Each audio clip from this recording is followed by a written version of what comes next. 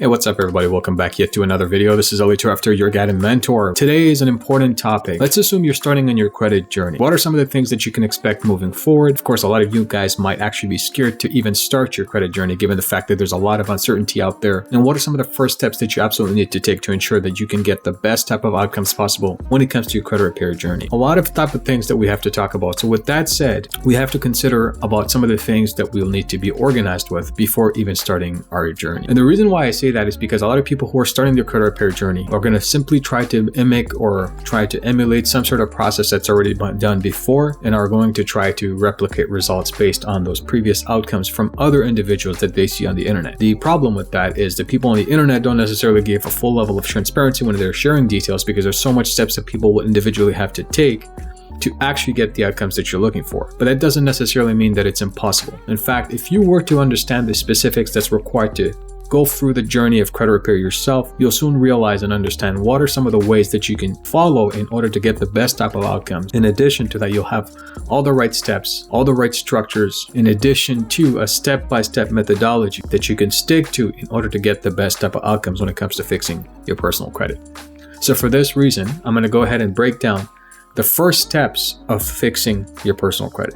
The initial steps. Once you're done with the initial steps, we're going to talk about the second type of steps that you'll need to follow, which are follow-up steps from your initial steps. And then finally, we're going to talk about some of the alternatives when it comes to fixing your credit, because sometimes it's not just about removing the negative items. There's a whole lot of things that we have to look at that's beyond negative items, by the way, in order to enhance your existing credit report. So a topic that's not necessarily discussed as much, which should give a lot more emphasis on, I believe, over the internet here, specifically on YouTube, is that we should consider discussing more about the enhancement strategies rather than just fixing it, because those enhancement strategies are going to be putting you in a position of being able to leverage your credit. And once you're at that position, what you can do is you can actually borrow a lot more, and you'll be able to create some amazing outcomes when it comes to the financial responsibilities that you can take on, because you'll get some pretty favorable interest rates. In addition to that, you'll be able to leverage your credit for what it's meant to be leveraged for, which is ultimately building wealth, hopefully, right? So with that said, let's start with the first initial step. When you're thinking about fixing your personal credit, you got to think about where you're at today. But before you start looking at your credit reports, I need you to understand something very important. Now, this is an important topic because not a lot of people want to admit this, but it is part of a remedy when it comes to fixing your credit. This is the type of medication that doesn't necessarily taste good, but it's an absolute must, and we must learn to ingest it because this will help us understand the next steps that we'll need to take more efficiently. Now, the first thing we need to understand before opening your credit reports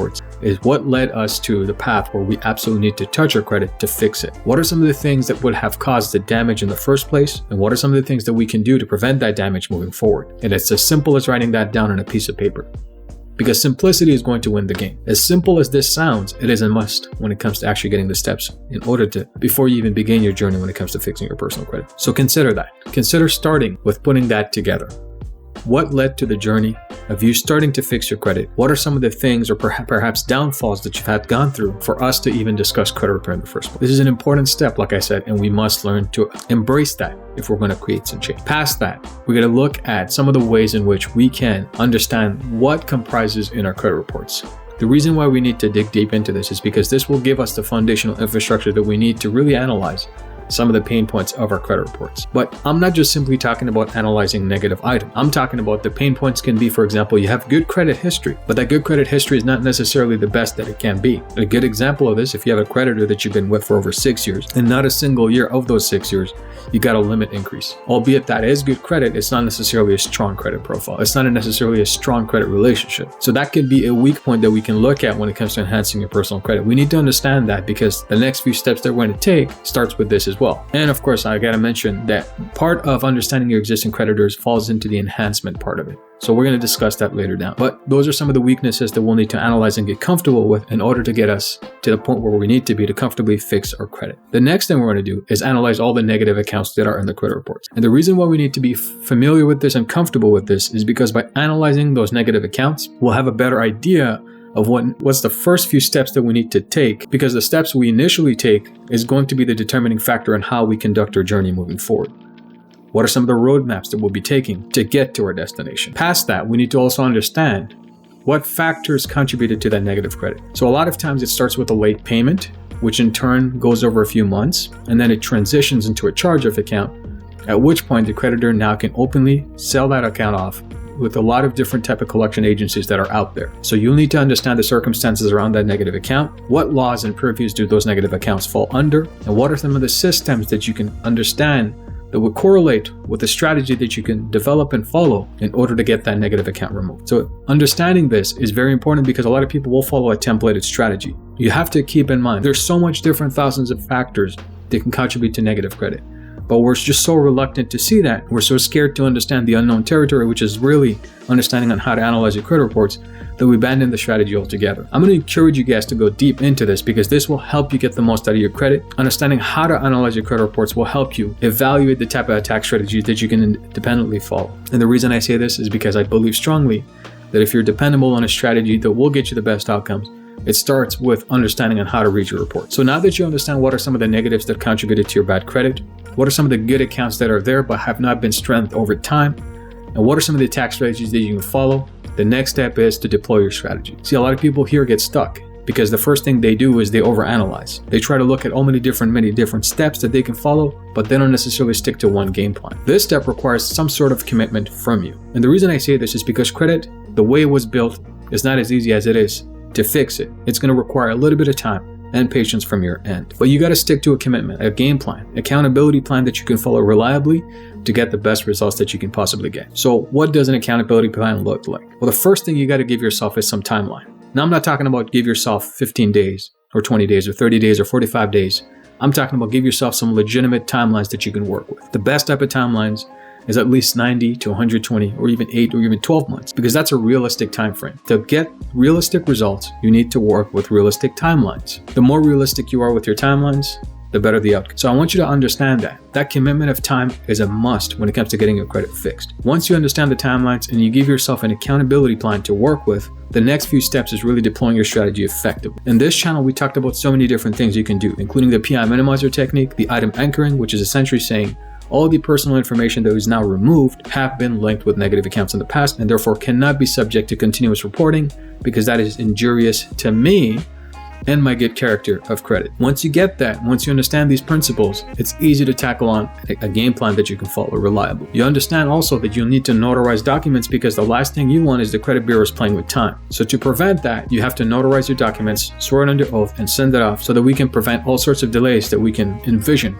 before it even happens. See, a part of success in credit repair is understanding things before they even happen. So now that you have an idea of what to do and what steps to follow, the next step is credit enhancement. So hopefully by this step, you've had some items removed from your accounts, you're starting to see some progressive change, positive scores come out, and now you have more confidence in what you need to do. This is the step that you really get to understand how to enhance your personal credit reports. Sure, removing the negative items will help you get a higher score, will help you boost your credit, but it doesn't guarantee that the underwriters will feel that your credit is worth giving funding to. And the reason I say that is because a lot of people stuck with a 700 credit score, but for the life of them, they can't even get the funding they need. So we gotta understand the differences between what underwriters look for and what society wants us to think. When it comes to funding, your credit score, yes, albeit it's important to have a minimum score, the rest of it is how well your credit file was enhanced. The enhancement part is such an important part to understand because that is what's going to lead to underwriting, specifically a systematic underwriting process. So just to break it down for you, a systematic underwriting process is simply an online platform that designs an algorithm that determines whether or not you can qualify for funding.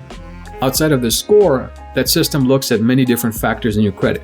The first is how enhanced are your relationships, how big your limits are, what does your payment history look like, what is the likelihood of risk on your credit profile, and how likely are you to default, and if so, what is the potential loss of a creditor. In addition to that, they'll look at the overall leverage that you have and what they can comfortably lend to you based on your overall risk score. So there's a whole lot of factors that go behind the scene. So to make the system favor you in order to get the maximum amount of funding, you got to learn how the underwriting system works and you got to learn how to enhance your credit profile to match the criteria of that underwriting system. So you got to learn how to enhance your credit in simple terms. So to do that, you got to work with your existing creditors. Look, if you have positive credit history with some of the creditors already, you got to learn to take advantage of that. You got to learn to reach out to those creditors to see if you can qualify for a limit increase. But in most instances, a lot of people won't because they don't necessarily have any financial activities with those creditors that are worthy of an increase in limit. And what I mean by that is you must have borrowed a sum that is considerably higher than the traditional sums, which are more than the minimum payment, Your utilization might have to go all the way up to 50% per se, but also your payment habits have to demonstrate an even more aggressive pay down. So let's assume you borrow $5,000 on a $10,000 limit credit card, and in a matter of 3 months, you completely pay that $5,000 off, of course, without missing any late payment. This kind of behavior really helps the underwriting system, in addition to the original creditor feeling compelled to give you a higher limit without you even asking for it. And we talked about that in one of my other videos. But this is a system that you learn to get comfortable with, because that is something that's going to help you the most when it comes to funding. In addition to that, your original creditor will feel more compelled to work with you. So think about that, because this will help us get the maximum leverage we need to enhance our credit profiles the best effective way possible. So those are some of the strategies when it comes to enhancement. Now, there's not a lot of stuff that we can talk about now. Some people would add authorized users. You go ahead and apply with non-essential primary trade lines, which are simple companies like My Jewelers Club, Ox Publishing, Hutton Chase, Self.Inc., which is an independent savings plan that you commit towards every month. After the 12 months are done, they give you your money back with some interest. But in addition to that, it revolves as an installment or a revolving loan. And it's really nice, because that will help you boost your credit score. But what I'm talking about here is with your existing creditor. The accounts that you have, the primaries that you already have, and how to enhance that by understanding how to borrow, the type of ratio you should work with, and how aggressively you should pay that down. In addition to that, don't forget the FICO 10T, which is the FICO 10 trends. We'll look at the type of borrowing history you have and try to work with a 24-month payment grid to make an evaluation on underwriting and risk. So these type of enhancement strategies are an absolute must when it comes to getting your credit fixed. So we did cover quite a bit of topics today on this one video, starting from how you should start your journey, how you should get organized, understanding an accountability plan, what are some of the tax strategies you should follow when it comes to deploying that, in addition to credit enhancement, and some simple tricks that you should follow to enhance your personal credit. So I'm going to leave you off with this. No matter what you decide to do, if you're committed to fixing your personal credit, give it the time that it needs to get it fixed. Every time we try to rush something, it doesn't always work out in our advantage. Specifically now that you're dealing with your personal credit, this is a very sensitive topic. It's a very timely thing we need to understand and respect. And we need to have the patience that's required for us to successfully execute a campaign to get the best type of results out. So if you enjoyed this video and you really like the content of today's topic, don't forget to smash that thumbs up button. Don't forget to subscribe and turn the notifications on to all, so every time videos like these come up, you'll be the first to know. And by the way, guys, if you're not familiar, we have a membership now that you can join. It's $10 a month, and what happens is I do 2 live streams a month with additional videos and topics that I discuss privately for those all-access members. So if you're interested in joining, I'm going to strongly encourage you to do so. And with that said, I hope you guys enjoyed. If you have a specific question on the steps I just described in this video, I'm going to strongly encourage you guys to go ahead and ask below the video. And with that said, this is definitely your guide and mentor, Ollie Tarafdar. Catch you guys on the next one. Bye for now.